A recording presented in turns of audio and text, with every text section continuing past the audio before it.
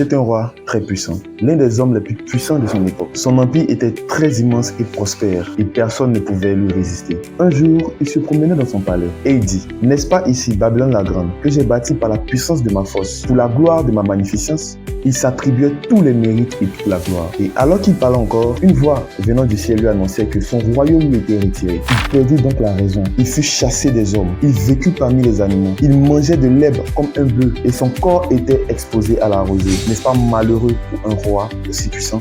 Et cela pendant 7 ans, jusqu'à ce qu'il lève les yeux vers le ciel. Et c'est alors que sa raison lui fut rendue et Dieu le restaura.